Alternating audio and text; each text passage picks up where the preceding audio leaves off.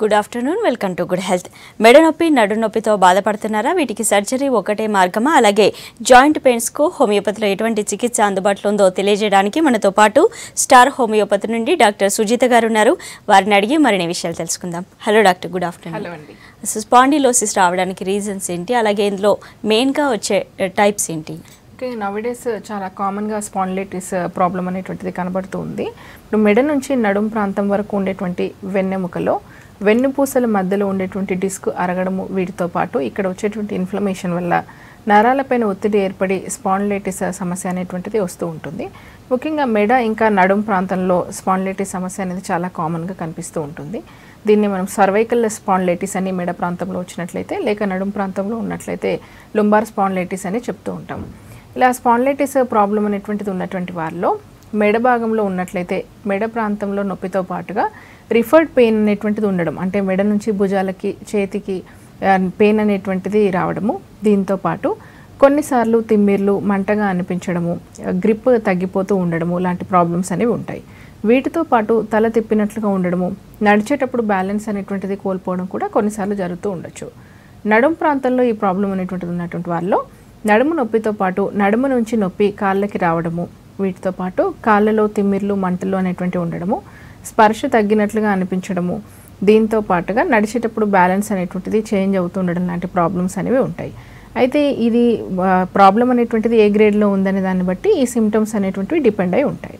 Okay, అంటే మనం మామూలుగా ఇంట్లో ఏదైనా వర్క్ ఎక్కువైనా కూడా, స్ట్రెస్ ఎక్కువైనా కూడా బాడీ పెయిన్స్ రావడం కామన్. సో అలాంటప్పుడు మనకి కామన్గా వచ్చే మెడ నొప్పి, కామన్గా వచ్చే నడు నొప్పి అనుకునే ఛాన్స్ కూడా ఉంది. చాలామంది అట్లే అనుకొని ఏదో ఒక పెయిన్ కిల్లర్ వేసుకుంటూ ఉంటారు. సో ఎట్లా తెలుస్తుంది? జనరల్గా మనకి పెయిన్స్ రిలేటెడ్గా చూసుకున్నప్పుడు అక్యూట్ పెయిన్ ఇంకా క్రానిక్ పెయిన్ అని చెప్తూ ఉంటాము. అంటే ఏదైనా స్ట్రెయిన్ అయినప్పుడు ప్రాబ్లం అనేటువంటిది రావడం, అంటే మెడ భాగంలో కానీ నడుం భాగంలో కానీ నొప్పి అనేటువంటిది ఉండడము, కాస్త రెస్ట్ తీసుకున్న తర్వాత ప్రాబ్లం అనేటువంటి తగ్గిపోవడం జరిగితే ప్రాబ్లం అనేది ఏమీ లేదు.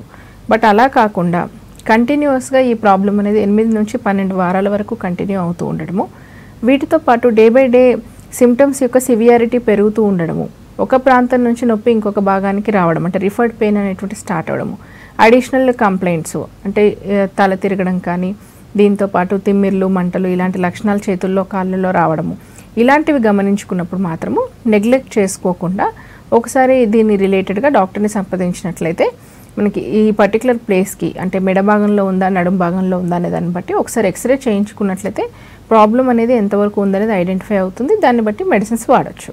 రైట్, అంటే మీరు తల తిరగడం ఇట్లాంటి సిమ్టమ్స్ ఉంటాయి అంటున్నారు కదా. సో గిడ్డినెస్ ఉందేమో, బీపీ అట్లా నార్మల్గా బీపీ ఉందేమో అనుకునే ఛాన్స్ కూడా ఉంటుంది. డెఫినెట్గా ఉంటుందండి. మనకు డిఫరెన్షియల్ డయాగ్నోస్ చేసుకోవాలి. ఇప్పుడు కళ్ళు తిరగడం అనేటటువంటి సమస్య సింపుల్ ఎనీమియా, అంటే రక్తహీనత ఉన్న వాళ్ళ నుంచి మొదలుకొని హై బీపీ కానీ లో బీపీ లాంటి కంప్లైంట్స్, వీటితో పాటుగా ఈ వర్టిగో అనేటువంటిది కొన్నిసార్లు ఇయర్ రిలేటెడ్గా కంప్లైంట్స్తో పాటు కొన్నిసార్లు మైగ్రేన్ రిలేటెడ్గా ఇంకా బ్రెయిన్లో ఉండేటువంటి కొన్ని రకాల కంప్లైంట్స్ వల్ల కూడా వస్తూ ఉండొచ్చు. మనం ఈ మెడ భాగంలో ఉండేటటువంటి ప్రాబ్లం వల్ల వచ్చేటటువంటి సమస్యల్లో అడిషనల్గా తల తిప్పడం అనేటువంటి సమస్యతో పాటుగా మెడ ప్రాంతంలో నొప్పి, మెడ నుంచి రిఫర్డ్ పెయిన్ అనేటువంటిది ఉండడం జరుగుతుంది. ఈ ప్రాబ్లం అనేటువంటిది ఎక్కువగా ముందుకు వంగినప్పుడు కానీ, బరువులు ఎత్తినప్పుడు కానీ, ఎక్కువసేపు కూర్చోవడము లేక ఎక్కువసేపు నిలబడడం వల్ల కానీ, లేక ప్రయాణాలు చేయడం వల్ల కానీ ఎక్కువ అవడం అనేటువంటి జరుగుతూ ఉంటుంది. ఇలాంటి లక్షణాలు అనేటువంటివి మనం గమనించినప్పుడు ఎక్స్రే సర్వైకల్ స్పైన్ అనేటువంటి రిపోర్ట్ చేయించినట్లయితే దీంట్లో అంటే ఈ వెన్నుపూసల్లో ఏమైనా ప్రాబ్లం ఉన్నా, డిస్క్ రిలేటెడ్గా ఏమైనా కంప్లైంట్స్ ఉన్నా కూడా ఐడెంటిఫై అవుతుంది. దాన్ని బట్టి మెడిసిన్స్ యూజ్ చేయొచ్చు. ఓకే అండి, కాలర్ ఉన్నారు, మాట్లాడదాం. హలో హలో మేడం నమస్తే. నమస్తే గంగయ్య గారు, మీ క్వశ్చన్ అడగండి. నమస్తే సార్, చెప్పండి. అదే నాకు మెడ నొప్పి వస్తుంది మేడం చాలా రోజుల నుంచి. ఒక తలకాయ ఒక సైడ్ తలకాయ అంతా తిమ్మిరి ఉంటుంది. ఓకే, చెవు భాగంలో రైట్ సైడ్ చెవు భాగంలో తిమ్మిరి ఉంటుంది మేడం. ఓకే అండి. దీని ప్రాబ్లం ఏంటి? నేను పోయి ఎక్స్రే తీసుకొని మందులు కూడా తెచ్చుకున్నాను, తగ్గడం అనిపిస్తలేదు. ఓకే, ఎక్స్రే రిపోర్ట్లో ఏమొచ్చిందండి? ఏం లేదు, నార్మల్ ఉందని చెప్పాడు మేడం. ఓకే, నార్మల్ ఉందని చెప్పాడు కానీ మెడిసిన్ తిన్నాను, కాలేదు. మరి మీ స్టార్ హోమియోపతికి ఇట్లా అడ్రస్ వెళ్దామని ఫోన్ చేసిన మేడం. ఓకే, మెయిన్గా ఈ మెడ భాగంలో ఉండేటటువంటి నొప్పి కొన్నిసార్లు భుజాలకే కాకుండా తల భాగంలో కూడా నొప్పి అనేటువంటిది ఉండడము, తల తిప్పడం లాంటి సమస్యలు అనేవి ఉంటాయి. అయితే ఈ కంప్లైంట్ ఓన్లీ ఈ స్పాండిలైటిస్ వల్లనేనా లేక ఇంకా ఏమైనా ఇతర కంప్లైంట్స్ ఉన్నాయని చూసుకోవాలి. అంటే ఈ తలకి సంబంధించినటువంటి ఈ సైడ్ పెయిన్, పార్శ్వపు నొప్పి అనేటువంటిది కొన్నిసార్లు మైగ్రేన్ రిలేటెడ్గా, కొందరిలో సైనసైటిస్ ఉండడం వల్ల, వీటితో పాటు ఇది ఈ సర్వైకల్ కంప్లైంట్స్ ఉండడం వల్ల వస్తూ ఉండొచ్చు. ఒకసారి మీరు ఎక్స్రే సర్వైకల్ స్పైన్ రిపోర్ట్ చేయించండి. ఇది రీసెంట్ రిపోర్ట్, అంటే డిజిటల్ ఎక్స్రే చేయించుకున్నట్లయితే ప్రాబ్లం అనేటువంటిది ఏముంది అనేది ఐడెంటిఫై అవుతుంది. ఆ రిపోర్ట్తో పాటు మీకు దగ్గరలో ఉన్నటువంటి మా క్లినిక్లో ఒకసారి సంప్రదించండి. జనరల్గా ఈ ప్రాబ్లమ్స్ అనేటువంటివి ఉన్నప్పుడు మెడిసిన్స్తో పాటుగా కొన్ని రకాలైనటువంటి జాగ్రత్తలు తీసుకుంటూ ఫిజికల్ యాక్టివిటీ ప్రాపర్గా ఉండే విధంగా చూసుకోవాలి. దీని రిలేటెడ్గా ఏ విధమైనటువంటి ఫిజియోథెరపీ అవసరం పడుతుందో మీకు ఎక్స్ప్లెయిన్ చేయడంతో పాటుగా మెడిసిన్స్ సజెస్ట్ చేస్తాము. నొప్పి నివారణ మాత్రలు అనేటువంటి యూజ్ చేసినప్పుడు టెంపరీగా ప్రాబ్లం అనేది కంట్రోల్ అయినప్పటికీ మళ్ళీ రిపీట్ అవడంతో పాటు సైడ్ ఎఫెక్ట్స్ ఉంటాయి. అలా కాకుండా మీ పర్టికులర్గా మీరు చెప్తున్నటువంటి ప్రాబ్లంకి హోమియోలో కాన్స్టిట్యూషనల్ మెడిసిన్స్ యూజ్ చేసినట్లయితే మంచి ఫలితాలు అనేటువంటివి ఉంటాయండి. ఓకే అండి, నెక్స్ట్ కాల్ తీసుకుందాం. హలో హలో, చెప్పండి, మీ క్వశ్చన్ అడగండి అమ్మా. మీ ప్రాబ్లం చెప్పండి, డాక్టర్ ఉన్నారు. హలో హలో అండి, మేడం నమస్కారం. చెప్పండి సార్. ఇది కొంచెం నడుము నొప్పి ఉంటుంది, మా అమ్మకి పెయిన్ బాగా వస్తుంది. ఓకే, ఎంతకాలంగా ఉంటుందండి ఇది? ఈ చాలా రోజుల నుంచి ఉంది, హాస్పిటల్ చూపెట్టినాం, అట్లయినా వస్తుంది బాగా పెయిన్. ఓకే, ముఖ్యంగా ఫీమేల్స్లో జనరల్గా కనిపించేటటువంటి లక్షణం అనేటువంటిది, అంటే సాధారణ కనిపించే సిమ్టమ్ అనేది నడుము నొప్పి అనేది చెప్పుకోవచ్చు. అయితే ఈ నడుము నొప్పికి డిఫరెంట్ రీజన్స్ అనేటువంటివి ఉంటాయండి. జనరల్గా కొన్నిసార్లు మజిల్ రిలేటెడ్గా కంప్లైంట్స్, ఫైబ్రోమయాలజియా లాంటి కంప్లైంట్తో మొదలుకొని డిస్క్ ప్రొలాప్సెస్ ఉండడము, సయాటికా ఇలాంటి కంప్లైంట్స్ వరకు డిఫరెంట్ కాజెస్ అనేవి నడుము నొప్పిని కలగజేస్తూ ఉంటాయి. వీటితో పాటు కొన్నిసార్లు ఫీమేల్స్లో ముఖ్యంగా యూట్రైన్ ఫైబ్రాయిడ్స్ అనేటువంటి ఉండడము, దాంతోపాటు హార్మోనల్ ఇంబ్యాలెన్సెస్, వీటి వల్ల మెన్స్ట్రువల్ ఇర్రెగ్యులారిటీస్ ఇలాంటి ఉన్న వాళ్ళలో కూడా బ్యాక్ పెయిన్ అనేటువంటిది ఉండొచ్చు. కొన్నిసార్లు పెల్విక్ ఇన్ఫెక్షన్స్, ఎండోమెట్రియోసిస్ లాంటి కారణాల వల్ల కూడా బ్యాక్ పెయిన్ అనేటువంటిది వస్తూ ఉంటుంది. అయితే ఈ బ్యాక్ పెయిన్కి మనము పర్టికులర్గా రీజన్ ఏంటి అనేది ఫస్ట్ ఐడెంటిఫై చేసుకోవాలి. మీరు ఒకసారి మీ మదర్కి సీరం కాల్షియం రిపోర్ట్తో పాటుగా బ్యాక్ రిలేటెడ్గా ఎక్స్రే చేయించండి. ఎక్స్రే లంబార్ స్పైన్ అనేటువంటి చేయించినట్లయితే పర్టికులర్గా ప్రాబ్లం ఏంటి అనేది ఐడెంటిఫై చేసుకోవచ్చు. అయితే కొన్నిసార్లు కొన్ని ఆటోఇమ్యూన్ కారణాల వల్ల కూడా బ్యాక్ పెయిన్ అనేటువంటిది వస్తూ ఉంటుంది. అయితే ఈ కంప్లీట్ సిమ్టమ్ టోటాలిటీ తీసుకున్న తర్వాత ఈ ప్రైమరీ ఇన్వెస్టిగేషన్స్లో మనకి ప్రాబ్లం ఏంటి రూల్ అవుట్ అనేటువంటిది అవ్వనట్లయితే వీటితో పాటు ఆర్ఏ ఫ్యాక్టర్ కానీ, HLA-B27 కానీ ఇలాంటి రిపోర్ట్స్ ఉంటాయి. దీంట్లో ప్రాబ్లం ఏంటి అనేది ఐడెంటిఫై అవుతుంది. దాన్ని బట్టి మెడిసిన్స్ అనేవి యూస్ చేసుకోవచ్చు. ఎక్కువగా ముందు వైపుకు బెండ్ అవ్వడం కానీ, వెయిట్ లిఫ్ట్ చేయడం కానీ ఇలాంటివి చేయకూడదు. బ్యాక్ పెయిన్ అనేది ఉన్నటువంటి వాళ్ళు కొంతకాలం వరకు రెస్ట్ అనేటువంటి తీసుకుని తర్వాత ఫిజియోథెరపీ అనేది కంటిన్యూ చేస్తూ మెడిసిన్స్ రెగ్యులర్గా వాడినట్లయితే బ్యాక్ పెయిన్ అనేది కంప్లీట్గా క్లియర్ అయ్యే ఛాన్స్ ఉంటుంది. ఓకే అండి, నెక్స్ట్ కాల్ తీసుకుందాం. హలో హలో హలో, జ్యోతి గారు చెప్పండి, మీ క్వశ్చన్ అడగండి. హలో మేడం, నాకు ఇక్కడ ఎడమకాలు బాగా నొస్తుంది మేడం. ఓకే అండి, హలో.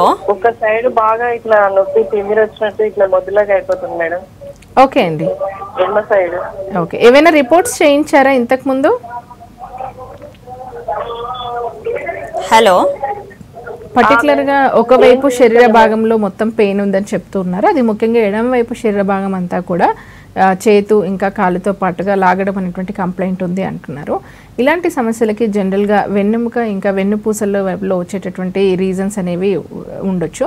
అంటే వెన్నుపూసల మధ్యలో ఉండేటువంటి డిస్కులు అరగడం వల్ల కానీ, నరాలపైన ఒత్తిడి ఉండడం వల్ల కానీ ఇలాంటివి కంప్లైంట్స్ అనేవి వస్తూ ఉంటాయి. ఒకసారి మీరు ఎక్స్రే హోల్ స్పైన్ అనేది చేయించుకోండి, లేక MRI చేయించండి. దీంట్లో ప్రాబ్లం అనేది ఐడెంటిఫై అవుతుంది.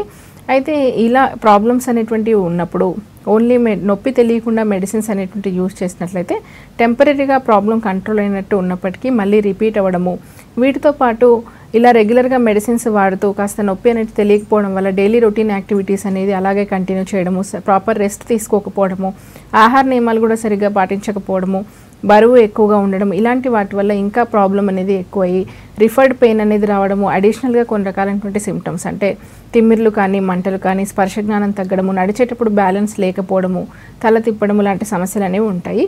ఇలాంటి ప్రాబ్లమ్స్ అనేవి లేకుండా అంటే ఇన్ ఫ్యూచర్ అని రాకుండా ఇప్పుడున్నటువంటి ప్రాబ్లం కంట్రోల్ అయ్యే విధంగా హోమియోలో కాన్స్టిట్యూషనల్ మెడిసిన్స్ అనేవి యూజ్ చేసుకోండి. ఓకే అండి. అసలు సయాటికా ప్రాబ్లమ్స్ ఎందువల్ల వస్తాయి?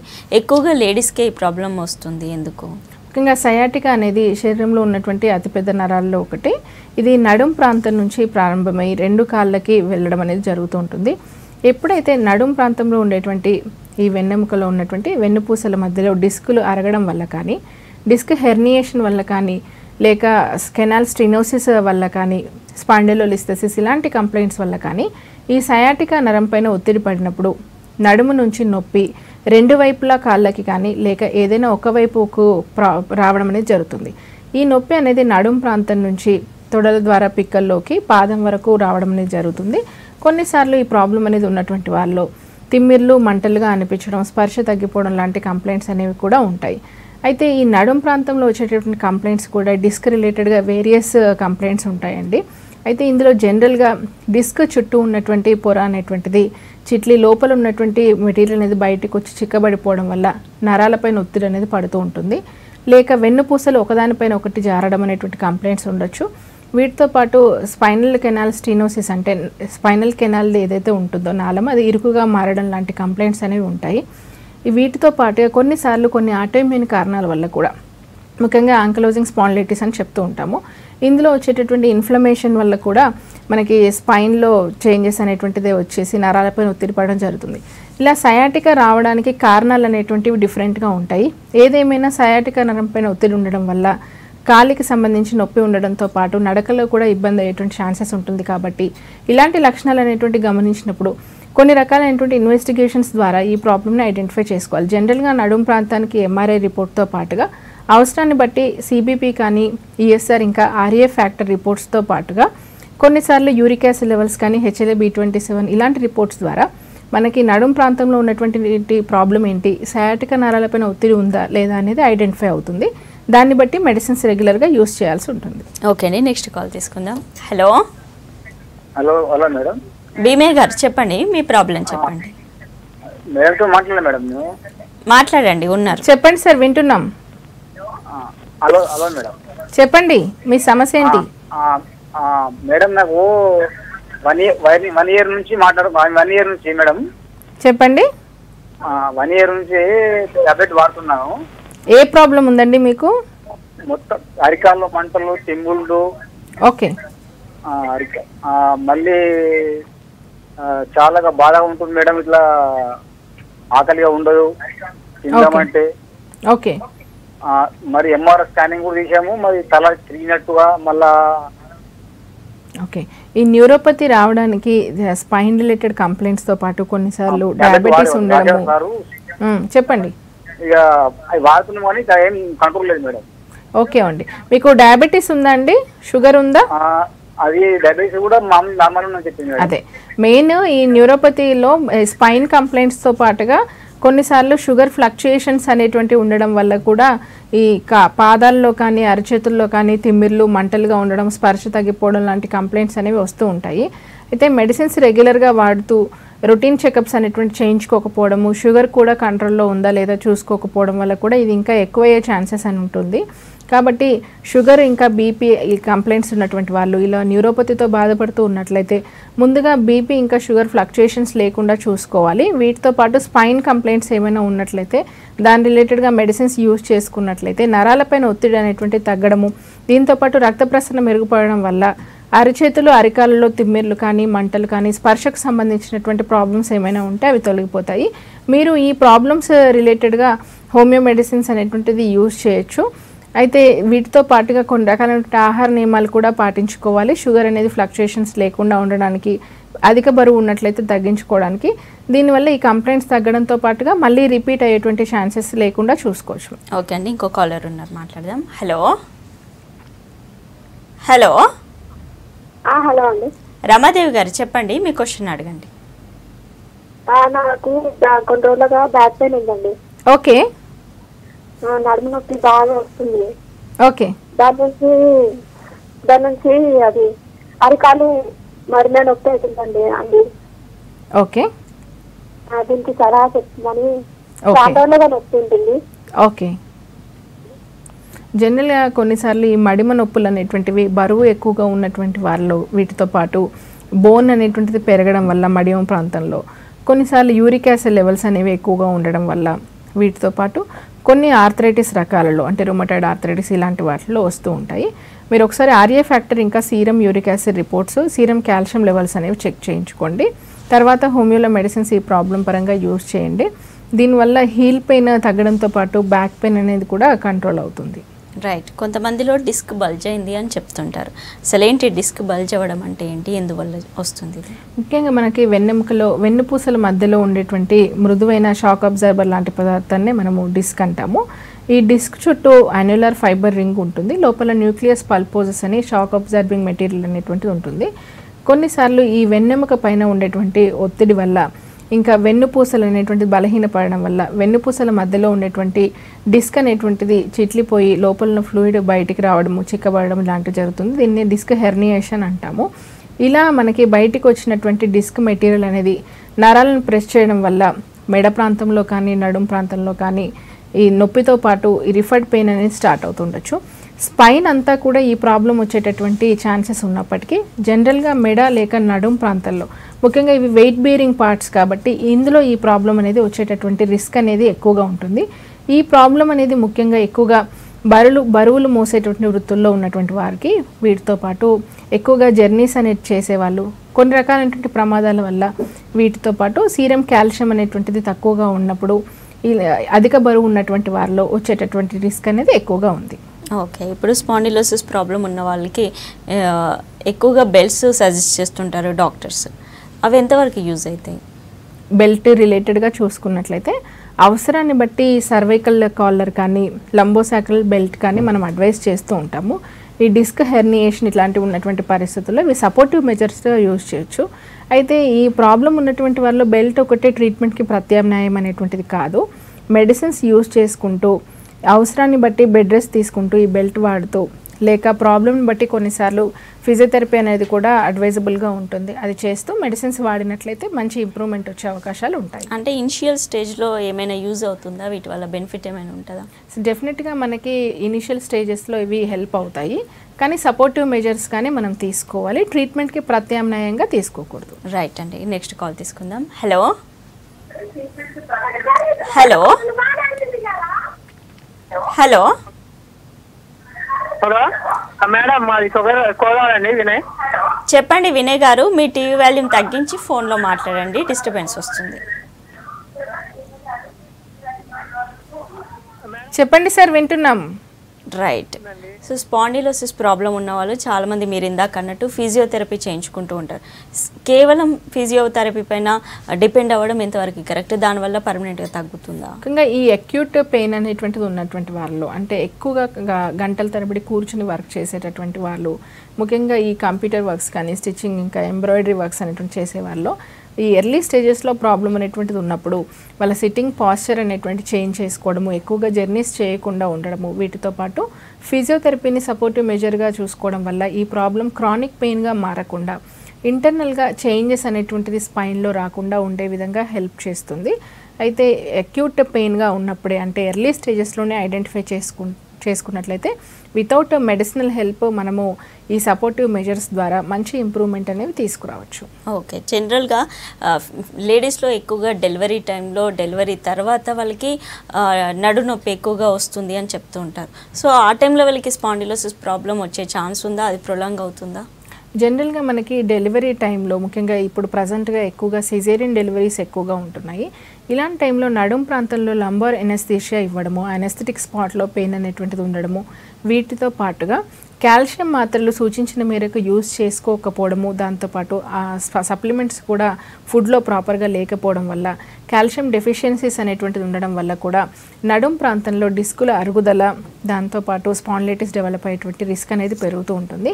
ప్రెగ్నెంట్ లేడీస్ ముఖ్యంగా ఫీడింగ్ ఉన్నటువంటి టైంలో కాల్షియం డెఫిషియన్సీస్ అనేటువంటివి లేకుండా చూసుకోవాలి. అవసరమైనంత మేరకు కాల్షియం సప్లిమెంట్స్ అనేటువంటివి తీసుకుంటూ ఈ నడుము నొప్పి ఒకవేళ ఉన్నట్లయితే దానికి రిలేటెడ్గా ఫిజికల్ యాక్టివిటీ ఉండే విధంగా చూసుకుంటూ మెడిసిన్స్ అనేవి ఎర్లీ స్టేజెస్లోనే ఐడెంటిఫై చేసుకొని యూజ్ చేసుకున్నట్లయితే ఇన్ ఫ్యూచర్ ఇవి డిస్క్ ప్రొలాప్సెస్కి కారణం కాకుండా ఉంటాయి. రైట్ అండి. నెక్స్ట్ కాలర్ ఉన్నారు. హలో హలో మేడం, నమస్తే మేడం. నమస్తే అరుణ గారు, చెప్పండి మీ క్వశ్చన్ అడగండి. హలో మేడం చెప్పండి మీ క్వశ్చన్ అడగండి. మేడం నాకు నడాలు నొప్పి ఉంది మేడం. ఇక్కడ మక్కుల్లో ఎముకలు అరిగిపోయినాయని చెప్తున్నారు. ఓకే. ఇదంతా పెయిన్, కాళ్ళ వరకు పెయిన్ ఎక్కువ ఉంది మేడం. ఓకే. అదే మేడం, దానికి ఏమన్నా జనరల్గా స్త్రీలలో ముఖ్యంగా హార్మోనల్ ఇంబ్యాలెన్సెస్ వల్ల, అంటే ఈస్ట్రోజన్ హార్మోన్ అనేటువంటి తగ్గిపోవడం వల్ల మెనోపాజల్ స్టేజ్లో జనరల్గా ఆస్టియోపోరోసిస్ లాంటి సమస్యలు అనేవి వస్తుండడం కామనే. బట్ నవ్వే డేస్ ఎర్లీ ఏజెస్లోనే, అంటే ఈవెన్ 25-30 ఇయర్స్ ఉన్నటువంటి ఉమెన్స్లో కూడా హార్మోనల్ ఇంబ్యాలెన్సెస్ అనేటువంటివి ఉండడము, వీటితో పాటు కాల్షియం డెఫిషియన్సీస్, వీటి వల్ల ఎముకల్లో గుల్లబారేటటువంటి తత్వం అనేది పెరిగిపోతూ ఉంది. ఇలాంటి ఆస్టియోపోరోసిస్ అనేటువంటిది ఉన్నటువంటి ఫీమేల్స్లో మల్టిపుల్ జాయింట్ పెయిన్స్ అనేటువంటిది డెవలప్ అవ్వడము, బాడీ పెయిన్స్ అనేవి ఎక్కువగా ఉండడం అనేటువంటి కంప్లైంట్స్ ఉంటాయి. కాబట్టి హార్మోనల్ ఇంబ్యాలెన్సెస్ ఏమైనా ఉన్నట్లయితే వాటిని క్లియర్ చేసుకునే విధంగా మెడిసిన్స్ వాడుకుంటూ, కాల్షియం డెఫిషియన్సీస్ ఏమైనా ఉన్నట్లయితే అవి కూడా క్లియర్ చేసుకొని, ఇప్పుడు ఆల్రెడీ ఆర్థరైటిస్ అనేటువంటిది జాయింట్స్లో ఉన్నట్లయితే అవి తగ్గిపోయే విధంగా హోమియోలో మెడిసిన్స్ రెగ్యులర్గా యూజ్ చేసుకున్నట్లయితే ఈ కీళ్ళలో కార్టిలేజ్ అనేటువంటిది అరిగిపోవడం అనేది లేకుండా, దాంతోపాటు సైనోవియల్ ఫ్లూయిడ్ అనేది ఇంప్రూవ్ అవ్వడం వల్ల కీళ్ళ మధ్యలో ఘర్షణ తగ్గిపోయి ఆర్థరైటిస్ అనేవి కంట్రోల్ అయ్యేటువంటి ఛాన్సెస్ అనేది ఉంటుంది. ఓకే అండి. బెంగళూరు నుండి కాలర్ ఉన్నారు. హలో హలో విజయ్ గారు, చెప్పండి మీ ప్రాబ్లం చెప్పండి. గుడ్ ఆఫ్టర్నూన్ డాక్టర్ గారు. గుడ్ ఆఫ్టర్నూన్ అండి, చెప్పండి అమ్మా. నాకు ఫస్ట్ తల వంచినప్పుడు కళ్ళు తిరగడం, ఇంకా కొంచెం సౌండ్స్ అలా వచ్చేవి మెడ దగ్గర, అలాగా తలలో అలాగా. ఓకే. లెఫ్ట్ సైడ్ తీసి పడుకుంటాను, లెఫ్ట్ హ్యాండ్ పెయిన్ వచ్చేది, నర్వ్ పెయిన్ వచ్చేది. డాక్టర్ దగ్గరికి వెళ్ళి మెడిసిన్ తీసుకున్నాను, కొన్ని రోజులు మళ్ళీ తగ్గింది. మళ్ళీ లెఫ్ట్ కాలు వస్తుంది, ఇప్పుడు లోయర్ బ్యాక్ వస్తుంది, 2 సైడ్స్ లెగ్స్ నర్వ్స్ అన్ని లాగుతున్నాయి బాగా. పెల్విక్ రీజియన్ లో కూడా పెయిన్ వస్తుంది. పెల్విక్ రీజియన్ లో పెయిన్ వస్తుందా డౌట్. Vagina sides. ఓకే. జనరల్గా ఈ పెయిన్ అనేటువంటిది నెక్ పెయిన్, బ్యాక్ పెయిన్ లెక్క ఇలాంటివి స్టార్ట్ అయినప్పుడు కొంతమందిలో అక్కడ నుంచి రిఫర్డ్ పెయిన్ ఉండి హోల్ స్పైన్ ప్రాబ్లం రావడం జరుగుతుంది. అంటే ఈ వెన్నెముకలో వెన్నుపూసల మధ్యలో డిస్క్లు అనేటువంటిది జారడం కానీ, అరుగుదల వల్ల బలహీనపడినప్పుడు కొన్నిసార్లు కంప్లీట్ ఈ వెన్నెముక అలైన్మెంట్ షేప్ అనేటువంటిది కూడా చేంజ్ అవ్వచ్చు. దీనివల్ల ఫర్దర్గా వేరే చోట్ల వెన్నెముకల మధ్యలో ఉన్నటువంటి వెన్నుపూసల మధ్యలో ఉన్నటువంటి డిస్కులు అనేటువంటిది అరిగిపోవడము, పక్కకు తొలగేటటువంటి రిస్క్ అనేది పెరుగుతుంది.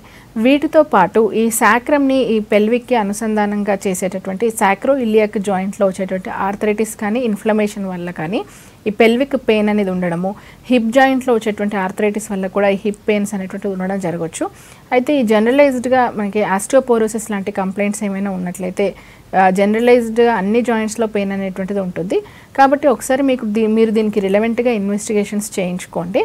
ఆర్ఏ ఫ్యాక్టర్తో పాటుగా ఒకసారి ఈ సీరం కాల్షియం రిపోర్ట్, పర్టికులర్గా జాయింట్స్ రిలేటెడ్గా ఎక్స్రేస్ చేయించండి. కంప్లీట్ ఎంఆర్ఐ హోల్ స్పైన్, దీంతో పాటు ఎక్స్రే సాక్రోఇలియాక్ జాయింట్స్ చేయించుకున్నట్లయితే మీకు ప్రాబ్లం ఐడెంటిఫై అవుతుంది. దాన్ని బట్టి మెడిసిన్స్ యూజ్ చేయొచ్చు.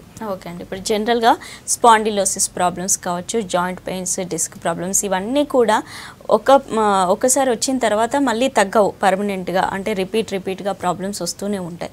సో హోమియోపతి మెడిసిన్స్ వల్ల ఎంతవరకు పర్మనెంట్ సొల్యూషన్ ఉంటుంది, ఎప్పటివరకు మెడిసిన్స్ వాడాలి? మనకి ఎర్లీ స్టేజెస్లో ఈ ప్రాబ్లమ్ని ఐడెంటిఫై చేసుకున్నట్లయితే కంప్లీట్గా 100% ఇంప్రూవ్మెంట్ ఉంటుందండి. అయితే చాలా అరుదుగా మనకి 3rd and 4th స్టేజెస్లో ఇరివర్సిబుల్ డ్యామేజ్ అనేటువంటిది ఉన్నప్పుడు కొంత టైం అనేటువంటిది డిలే అయ్యేటువంటి ఛాన్సెస్, కొంతవరకు ప్రాబ్లం అనేది నార్మల్సీకి రాకపోవడం అనేటువంటిది జరగవచ్చు. కాబట్టి ఇలాంటి లక్షణాలు అనేటువంటివి చాలా సింపుల్గా మనం ఐడెంటిఫై చేసుకోవచ్చు. కాబట్టి ఇవి గమనించినట్లయితే రిలవెంట్గా ఇన్వెస్టిగేషన్స్ చేయించుకొని ఎర్లీ స్టేజెస్లోనే హోమియో మెడిసిన్స్ అనేవి రెగ్యులర్గా వాడుకున్నట్లయితే ఈ జాయింట్స్లో డ్యామేజ్ని వీలైనంత వరకు అరికట్టడము, ఇన్ ఫ్యూచర్ సర్జరీస్ ఎమర్జెన్సీ అయ్యేటటువంటి రిస్క్ని తగ్గించుకునే వీలనేది ఉంటుంది. రైట్ అండి. నెక్స్ట్ కాల్ తీసుకుందాం. హలో నమస్తే మేడం. నమస్తే రవి గారు, మీ క్వశ్చన్ అడగండి. మేడం, నాకు ఒక నెల నుంచి మెండ పుడుతుంది మేడం. ఓకే, హలో చెప్పండి. మేడం నేను ఒక నెల నుంచి మెడ టీవీ నొప్పిగా చూస్తాను ఉందన్నారు. మేడం. అది షాపు టీవీ చూస్తా మెడ నొప్పి పట్టింది మేడం. ఓకే. హాస్పిటల్కి వెళ్ళి చూపించినా కానీ ఫిజియోథెరపీ లాగా అదే ఏమంటారంటే మేడం చెప్పండి. అదే మిషన్ లాంటి దాన్ని పెట్టి ఫ్రెష్ చేయించారు మేడం మెడ మీద. ఓకే. ఆ రోజు వరకు రిలీఫ్ వచ్చింది. ఇంకా మళ్ళా టాబ్లెట్స్ ఫిజియోథెరపీ మేడం టాబ్లెట్స్ ఇచ్చారు. మళ్ళా ఒక వారం తర్వాత మళ్ళా సేమ్ నొప్పి వస్తుంది మేడం. ఓకే. కొన్నిసార్లు ఈ ప్రాబ్లం అనేది మజిల్ స్పాజమ్ అట్లాంటివి ఉన్నప్పుడు టెంపరీగా ఈ ఫిజియోథెరపీ వల్ల కానీ ఎక్సర్సైజ్ చేసినప్పుడు కానీ రిలీఫ్ రావడం అనేది జరుగుతుంది. అయితే రిలీఫ్ రాగానే మళ్ళీ ఆల్ ఆఫ్ ఏ సడన్గా ఈ ఎక్సర్సైజెస్ అనేటువంటి స్టాప్ చేయడం చేస్తూ ఉంటారు. అలా కాకుండా ఈ రిలవెంట్ ఎక్సర్సైజెస్ అనేటువంటిది కంటిన్యూ చేసుకుంటూ డైట్ రిలేటెడ్గా కాల్షియం రిచ్ ఫుడ్ అనేటువంటి తీసుకుని ఎక్కువగా ఒకే పాస్చర్లో కంటిన్యూస్గా ఒకే చోట ఎక్కువసేపు కూర్చోవడం కానీ, ఎక్కువ గంటల తరబడి టీవీ చూడడం, సిస్టమ్ ముందు వర్క్ చేయడం కానీ ఇలాంటి వర్క్స్ అనేటువంటిది అవాయిడ్ చేస్తూ జర్నీ అనేటువంటిది అంటే డ్రైవింగ్ చేసేవాళ్ళు వీలైనంత వరకు కేర్ఫుల్గా డ్రైవింగ్ అనేటువంటిది చేయడము, ఇలాంటివి చేయడం వల్ల ఈ మెడ నొప్పి అనేటువంటిది కంట్రోల్ అవడంతో పాటుగా రిఫర్డ్ పెయిన్ అనేటువంటిది రాకుండా ఇంకా ప్రాబ్లం అనేది ఇంక్రీజ్ అవ్వకుండా చూసుకోవచ్చు. కాబట్టి మీరు మళ్ళీ ఫిజియోథెరపీ అనే ఎక్సర్సైజ్ అనేటువంటిది ఇంట్లోనే కంటిన్యూ చేస్తూ హోమియోలో ఈ ప్రాబ్లం పరంగా సపోర్టివ్ ట్రీట్మెంట్ అనేది యూజ్ చేయండి.